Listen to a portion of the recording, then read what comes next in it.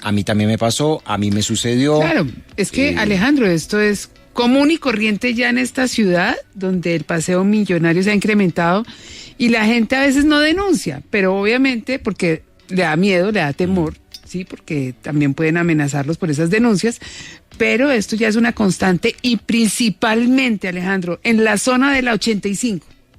En la zona de la 85. Yo se lo preguntaba al comandante de la policía, pero dijo, no, es que esto... Bogotá. Que esto ocurre en toda la ciudad y que sí están adelantando los operativos. No se puede normalizar esto y el paseo millonario, pues es peligroso, pero muy peligroso. La SIJÍN ha identificado unos patrones. Hay estructuras criminales, no estamos hablando de unas personas que se levantaron esa mañana con ganas de ir a asaltar a algún ciudadano, no, esto está perfeccionándose, someten a seguimiento a las víctimas. Este secuestro extorsivo puede ser de corta duración o durar días, como lo que sucedió con esta joven. Y se coordinan con varios cómplices, aquí hay conductores de plataformas naturalmente, personas que siguen a través de motos u otros carros para mantener secuestrada a la víctima, mientras van vaciando las cuentas bancarias y van recorriendo las calles de la ciudad. Pero para hablar de este tema nos acompaña Carol Malaver, ella es la subeditora de Bogotá del diario El Tiempo. Carol, gracias por estar con nosotros. Buenos días, Alejandro, Rito Quieta, muchas gracias por la invitación. Oye, usted se hizo un reportaje que me dejó a mí francamente frío frente a esta modalidad. ¿Qué hallazgos le sorprendieron más sobre la evolución del paseo millonario? Bueno, pues todo el tiempo nos está sorprendiendo cómo se transforman estas bandas dedicadas a esta modalidad de robo, pues coloquialmente conocida como paseo millonario.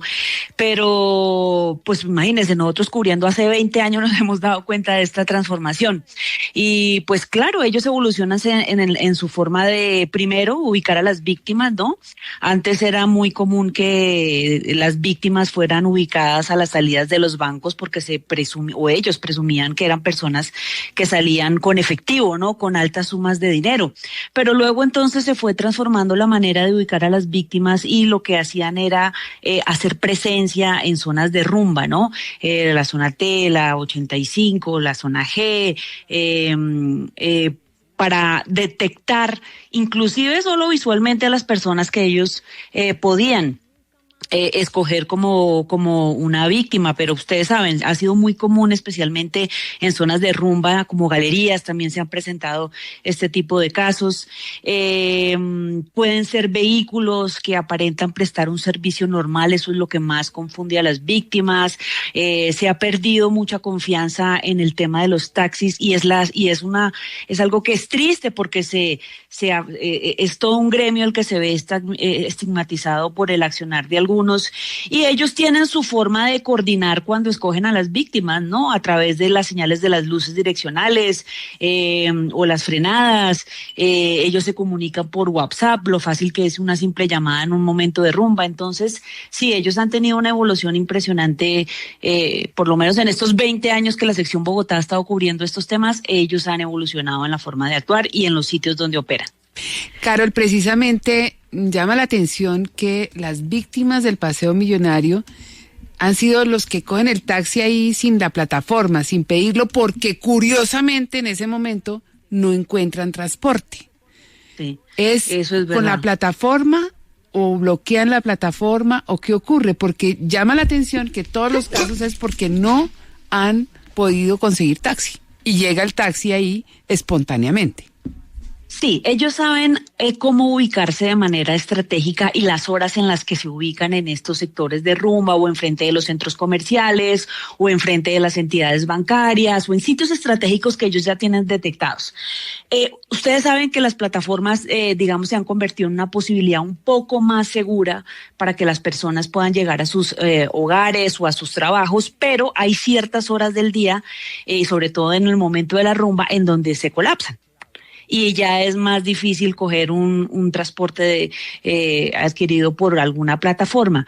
Esos son un vacío que aprovechan estos delincuentes para ubicarse en lugares estratégicos, abren la ventanilla, le hacen un guiño a la persona, hacen una cara que de pronto puede inspirar cierto tipo de confianza y muchas víctimas pues caen en la red. 824, de esta manera, sí. Como afanadas por irse a su casa. Oiga, es que ya vamos a ir con el testimonio de Diego Guauque, periodista, colega, muy reconocido, víctima no de paseo millonario, pero de asalto, así que tiene que ver todo esto con el tema de seguridad. Pero Marlon, usted le tiene pregunta a Carol porque está explicándonos muy oportunamente cómo está cambiando este fenómeno del paseo millonario. Claro, Alejo. Y mire, Carol, cuando hablamos del tema del paseo millonario nos dirigimos, por supuesto, a los victimarios, a los conductores, a los usuarios de plataforma que pues terminan atacando a las personas. Pero ¿qué puede decirse o qué recomendaciones puedes tener para quienes podríamos ir de rumba y pues ser casi que potenciales víctimas de estos casos? ¿Qué deberíamos hacer al momento de que estemos saliendo de alguna discoteca en estas zonas que son bastante frecuentadas por los victimarios? Bueno, las autoridades han preparado toda una serie de recomendaciones que hay que ponerles atención. Lo primero es que de todas maneras en este momento sigue siendo más seguro utilizar servicios por plataformas o empresas formales. Hay un PIN, hay una posibilidad de hacer un seguimiento, hay una posibilidad de compartir la ubicación. Los padres de familia que tengan esa confianza tan bonita con los hijos, pues si tienen un dispositivo, no sé, como iPhone, me imagino que también eso se puede en Android. Comparten la ubicación y pueden tener una ubicación exacta del tiempo real en donde se están movilizando sus hijos, y todo eso sirve en caso de alguna eventualidad. Es muy importante. Yo sé que esto es difícil porque dice, oiga, pero yo estoy de rumba y no estoy como uno activo a mirar ciertos detalles, pero es muy importante verificar las placas y las características del vehículo. Si pasa algo, uno tiene de alguna manera alguna retentiva. Si uno como papá ve que su hijo se va, o como amigo o como pareja se da cuenta que se sube a un carro, trate de retener las placas y las características del vehículo, que usted no sabe cuándo una señal de estas puede ser determinante en un momento en el que pase algo. También es muy importante uno no subirse como despistado, como pensando en quién sabe qué cosa, sino observar el interior del vehículo y confirmar que no haya personas ocultas. Esto suena como raro, pero hice muchos casos en donde la persona que terminaba instigando a la víctima estaba escondida en la parte de atrás del vehículo, o incluso en la parte del copiloto, y cuando ya la persona iba en la mitad de camino salía y la intimidaba con un arma blanca mientras el conductor hacía lo suyo. Entonces es importante observar el interior del vehículo. Es muy importante evitar tomar taxis en la calle en zonas solitarias o con baja iluminación. Estos espacios son utilizados por estas personas para cometer sus delitos. Comparta su ubicación en tiempo real, a su mamá, a la persona de confianza, a su amigo, a las personas con las que estaba, compártala, que de todas maneras eso puede ser una opción muy importante hoy en día para ubicar a una persona que sea víctima de un secuestro. Hay que estar muy atentos si el conductor empieza a cambiar la ruta sin justificación alguna. A veces lo hacen por los trancones, por un accidente, porque Waze le avisa, pero a veces lo hacen sin justa causa, y entonces ya hay que prender las alarmas cuando el conductor empieza a cambiar la ruta. También desconfiar si está simulando, por ejemplo, fallas mecánicas. Yo me acuerdo muchas víctimas que me dijeron, no, empezó a decir que le estaba fallando el carro, que se había pinchado, que no le estaba prendiendo, y ese era el momento propicio para que se subiera el delincuente en la parte de atrás y comenzara a intimidar a la víctima. Hay que mantener el celular cargado y a la mano. Unos 5 segundos pueden ser suficientes para uno emitir una alerta y tener una posibilidad más de salvación. Hay también unas señales que son como que uno tiene que tomar como de alerta, y son esas conversaciones en clave, esos desvíos hacia las calles oscuras, paradas supuestamente para recoger nuevos pasajeros, y muy importante verificar si hay carros que lo están siguiendo a uno o motocicletas, porque muchas veces estos delincuentes no actúan solos, sino que tienen a sus cómplices que se movilizan o en otros vehículos particulares, en otros taxis o en motocicletas. Claro, uno dice, no, pero pues entonces uno ya, no, mejor dicho, qué logística para subirse a un vehículo, pero cualquiera de estas recomendaciones que uno pueda tomar en cuenta puede ser importante a la hora de salvar la vida de una persona. Estamos aquí impactados con la claridad con la que usted nos está explicando eso y con la contundencia. Oiga, Carol, ¿hay un perfil definido de las víctimas o esto es un delito completamente aleatorio?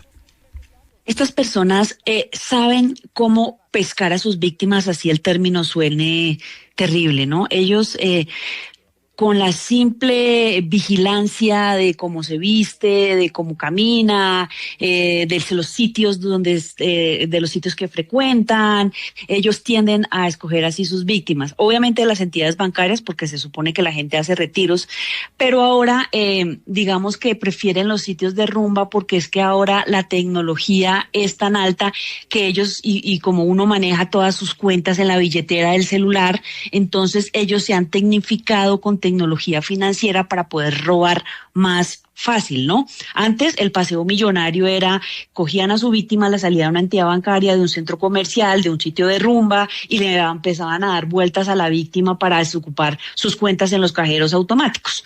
Ahora digamos que como todo se maneja en el celular, las aplicaciones bancarias, las de transferencia, entonces lo que se han vuelto es expertos en poder hacer transferencias rápidas o compras rápidas para saquear todas las pertenencias, todo el dinero de sus víctimas, ¿no? Entonces intimidan con armas blancas dentro de los vehículos para obtener las claves de las billeteras virtuales para hacer transferencias inmediatas y en tiempo récord para poder robarles todos el dinero. Incluso han llegado al descaro de portar datáfonos para realizar compras con tarjetas débito o crédito. ¿Ustedes leyeron la historia del taxista del datáfono? Me imagino que sí.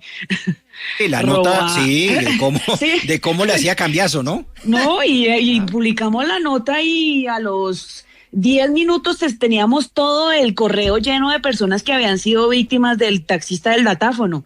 Entonces ellos redirigen los dineros entre cuentas aprovechando las transferencias digitales, utilizan aplicaciones de mensajería para comunicarse, para despistar a las autoridades. Si la víctima incluso tiene criptoactivos, pueden convertir criptomonedas a pesos y retirar o comprar. O sea, es que es impresionante. Realizan compras por internet, compran artículos de alto valor, o cuentas de plataformas, incluso se afilian a televisión por cable o mejor dicho, sí, es que entonces sí, de delitos. Claro, entonces han evolucionado de una manera en que ya saben qué hacer cuando la víctima está dentro del vehículo. Es que están de verdad alborotados los delincuentes, pero Carol, de verdad total pertinencia, esta explicación que usted nos ha dado detallada, nos da luces de cómo ha mutado esto del paseo millonario y ningún ciudadano puede sentirse a salvo, es lo doloroso en una ciudad como Bogotá. Carol, gracias por haber estado con nosotros. No, a ustedes por invitarme, muchas gracias por hacer estos programas que alertan a las personas para que no caigan en este tipo de delitos. Y la invito para que escuche la entrevista que tenemos a continuación con Diego Guauque. Diego,